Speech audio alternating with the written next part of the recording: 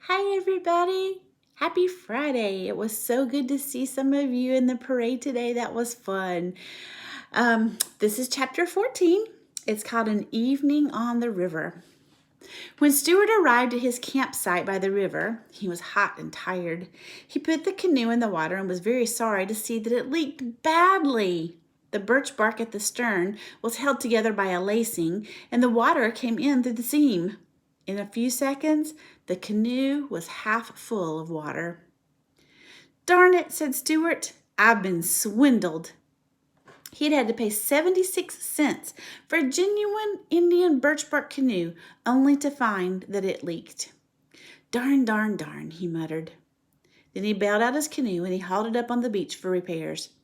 He knew he couldn't take Harriet out in a leaky boat. She wouldn't like it. Tired though he was, he climbed up a spruce tree and he found some spruce gum. With this, he plugged the seam and he stopped the leak. Even so, the canoe turned out to be a cranky little craft. If Stuart had not had such experience on the water, he would have gotten into some serious trouble with it. It was a tippy boat, even for a souvenir. Stuart carried stones from the beach down to the water's edge, and he ballasted the boat with the stones until it floated evenly and steadily. He made a backrest so that Harriet would be able to lean back and trail her fingers in the water if she wished. He also made a pillow by tying one of his clean handkerchiefs around some moss. Then he went for a paddle to practice his stroke. He was so angry that he didn't have anything better than a paper spoon for a paddle, but he decided there was nothing he could do about it. He wondered whether Harriet would notice that his paddle was really just an ice cream spoon. All that afternoon, Stuart worked on the canoe, adjusting ballasts, filling seams, and getting everything shipshape for the morrow. He could think of nothing else but his date with Harriet. And there's a picture of him fixing up his little canoe. At supper time, he took his axe. He felled a dandelion, opened a can of deviled ham, and had a light supper of ham and dandelion milk. After supper, he propped himself up against a fern, bit off some spruce gum for a chew, and lay there on the bank, dreaming and chewing gum. In his imagination, he went over every detail of tomorrow's trip with Harriet. With his eyes shut, he seemed to see the whole occasion plainly, how she would look when she came down the path to the water, how calm and peaceful the river was going to be in the twilight, how graceful the canoe would seem drawn up on the shore.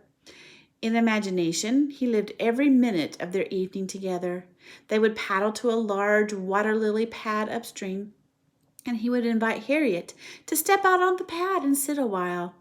Stuart planned to wear his swimming trunks under his clothes so that he could dive off of the lily pad into the cool stream.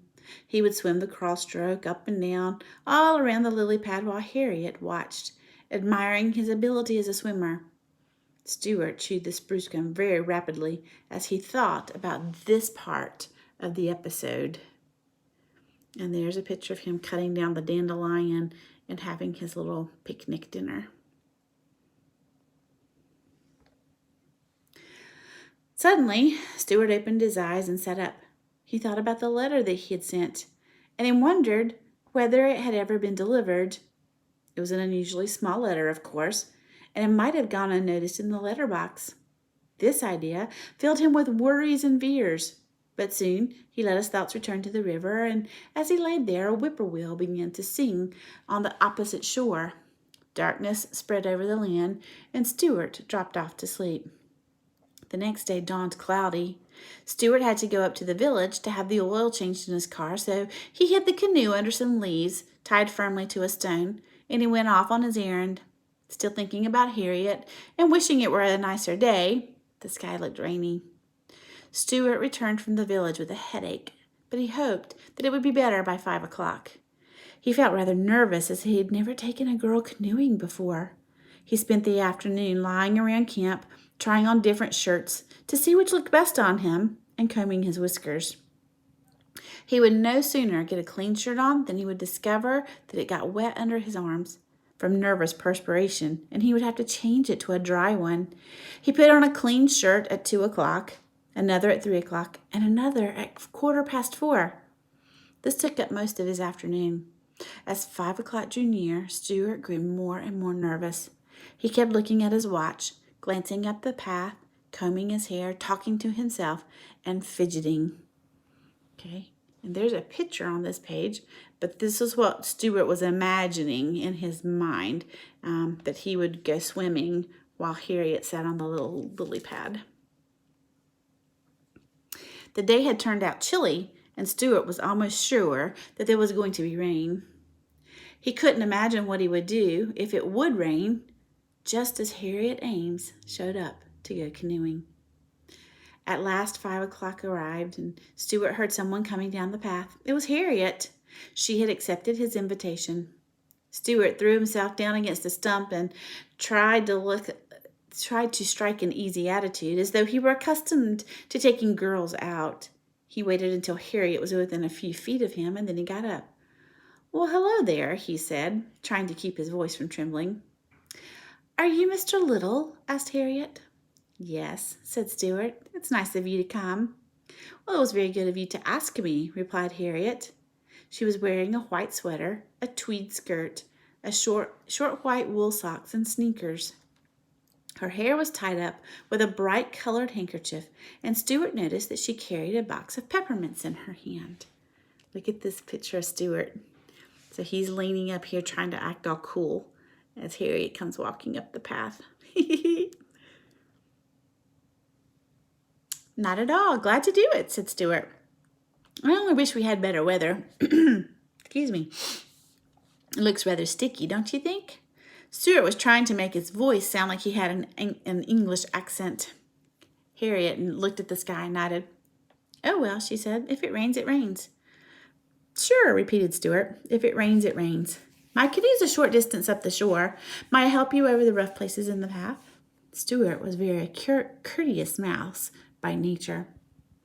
But Harriet said she didn't really need any help. She was an active girl and not inclined at all to stumble or fall. Stuart led the way to where he had hidden the canoe, and Harriet followed. But when they reached the spot, Stuart was horrified to discover the canoe was not there. It had disappeared. Stuart's heart sank. He felt like crying. "The canoe's gone," he groaned. Then he began racing wildly up and down the bank, looking everywhere. Harriet joined in the search, and after a while, they found the canoe, but it was a mess. So there they are searching for it. Someone had been playing with it. A long piece of heavy string was tied to one end. The ballast rocks were gone. The pillow was gone. The backrest was gone. The spruce gum had come out of the seam. Mud was all over everything, and one of the paddles was all bent and twisted. It was just a mess. It looked just the way a birch bark canoe looks after some big boys are finished playing with it. Stuart was heartbroken. He didn't know what to do. He sat down on a twig and buried his head in his hands. "Oh, gee," he kept saying. "Oh, gee whiz." Get this picture. Poor Stuart. "What's the trouble?" asked Harriet. "Miss Ames," said Stuart in a trembling voice, "I assure you, I had everything beautifully arranged. Everything. And now look." Harriet was for fixing the canoe up and going out on the river anyway, but Stuart just couldn't stand that idea. "It's no use," he said bitterly. "It wouldn't be the same." "The same as what?" asked Harriet. "The same as it was going to be when I was thinking about it yesterday. I'm afraid a woman can't understand these things. Look at that string. It's tied on so tight I could never get it off." "Well," suggested Harriet, "couldn't we just let it hang over in the water and trail along after us?" Stuart looked at her in despair. "Did you ever see an Indian paddling along some quiet, unspoiled river with a big piece of rope dragging astern?" he asked. "We could pretend we were fishing," said Harriet, who didn't realize that some people are fussy about boats. "I don't want to pretend I'm fishing," cried Stuart desperately. "Besides, look at that mud. Look at it!" He was screaming now. Harriet sat down on the twig beside Stuart. She offered him a peppermint, but he shook his head. "Well," she said, "it's starting to rain, and I guess I better be running along if you're not going to take me paddling in your canoe. I don't see why you have to sit here and sulk. Would you like to come to my house? After dinner, you could take me to the dance at the country club. It might cheer you up. No, thank you, replied Stuart. I don't know how to dance. Besides, I plan to make an early start in the morning. I'll probably be on the road at daybreak. Are you going to sleep out in this rain? Asked Harriet. Certainly, said Stuart. I'll just crawl under the canoe. And here's Harriet and Stuart sitting on the stick talking. Harriet shrugged her shoulders. Well, she said, goodbye then, Mr. Little. Goodbye, Mrs. Ames, said Stuart. I'm sorry our evening on the river had to end like this.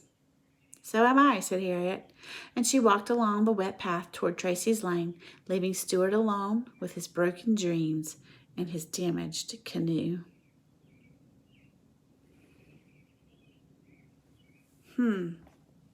Wonder why Stuart didn't try to fix things and still do it. Why he got so upset over it. Oh, well, I guess we'll have to find out what happens next tomorrow. Actually Monday, we'll read chapter 15 called Heading North. I hope you have a great weekend, and I'll see you on Monday.